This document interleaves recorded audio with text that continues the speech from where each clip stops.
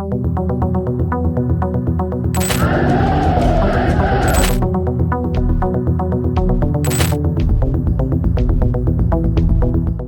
৫০ বছরে ইরান একের পর এক বড় বিক্ষোভের মধ্য দিয়ে গেছে, যা দেশটির রাজনীতি ও সমাজকে গভীরভাবে প্রভাবিত করেছে। ইসলামী প্রজাতন্ত্র প্রতিষ্ঠা থেকে বর্তমান সময় পর্যন্ত বড় বিক্ষোভগুলো তুলে ধরা হলো।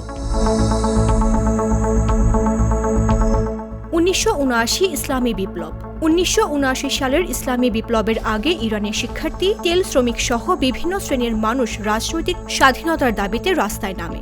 এসব আন্দোলনের চাপে পড়েন তৎকালীন স্বৈরশাসক শাহ মোহাম্মদ রেজা পাহলভি, যিনি মারাত্মক অসুস্থ অবস্থায় শেষ পর্যন্ত দেশ ছাড়তে বাধ্য হন।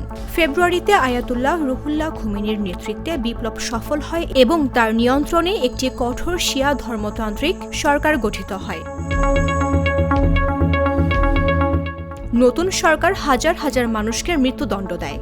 এরপর ১৯৮০ এর দশকের ইরান ইরাক যুদ্ধের রক্তক্ষয়ী পরিস্থিতি ও কঠোর দমনপীড়নের কারণে বহু বছর বড় ধরনের বিক্ষোভ থেমে যায়। ১৯৯৯ শিক্ষার্থী আন্দোলন।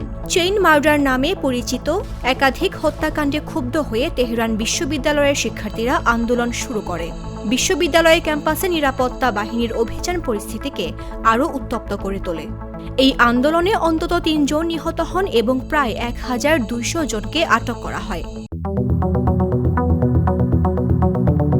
২০০৯ গ্রিন মুভমেন্ট। ২০০৯ সালের গ্রীষ্মে প্রেসিডেন্ট মাহমুদ আহমাদিনেজাদের পুনর্নির্বাচনকে কারচুপির মাধ্যমে করা হয়েছে এমন অভিযোগ তোলে সংস্কারপন্থী বিরোধীরা।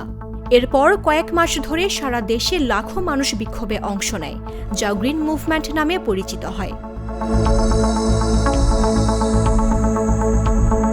নিরাপত্তা বাহিনীর কঠোর দমন অভিযানে কয়েক ডজন মানুষ নিহত হন এবং হাজার হাজার মানুষ গ্রেফতার হন। ২০১৭ থেকে ২০১৮ অর্থনৈতিক বিক্ষোভ। খাদ্যপণ্যের দাম বৃদ্ধি এবং দরিদ্র জনগোষ্ঠীর জন্য নগদ সহায়তা কমানোর সরকারি পরিকল্পনার প্রতিবাদে বিক্ষোভ শুরু হয়। ইরানের মাশহাদ শহর থেকে শুরু হওয়া এই আন্দোলন দ্রুত বিভিন্ন এলাকায় ছড়িয়ে পড়ে। এই ঘটনায় ২০ জনের বেশি মানুষ নিহত হন এবং শতাধিক মানুষ গ্রেফতার হন। ২০১৯ জ্বালানি তেলের দাম বৃদ্ধি নিয়ে বিক্ষোভ। সরকার ভর্তুকিপ্রাপ্ত পেট্রোলের দাম বাড়ানোর ঘোষণা দিলে দেশজুড়ে তীব্র বিক্ষোভ ছড়িয়ে পড়ে। এ সময় বহু পেট্রোল পাম্প, ব্যাংক ও দোকানপাটে আগুন দেওয়া হয়। খবরে বলা হয় এই আন্দোলনে ৩০০ জনের বেশি মানুষ নিহত হন। পরিস্থিতি নিয়ন্ত্রণে সরকার পুরো দেশে ইন্টারনেট সংযোগ বন্ধ করে দেয়। ২০২২ মাহসা আমিনি আন্দোলন।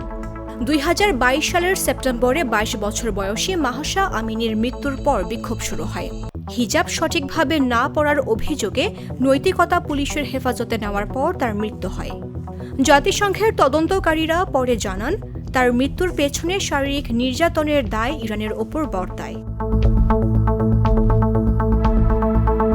কয়েক মাসব্যাপী দমন অভিযানে ৫০০ জনের বেশি মানুষ নিহত হন এবং ২২,০০০-এর বেশি মানুষ আটক হন।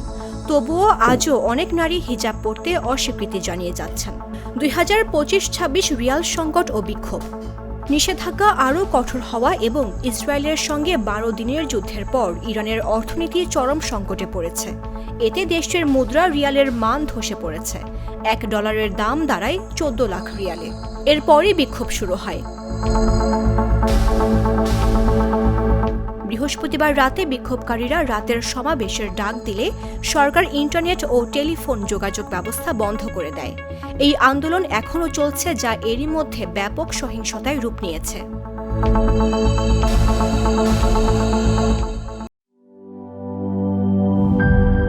দুধার চকলেটে একাকার হয়ে ওঠা প্রাণ লেয়ার সম্পর্কের মিষ্টি ম্যাজিক।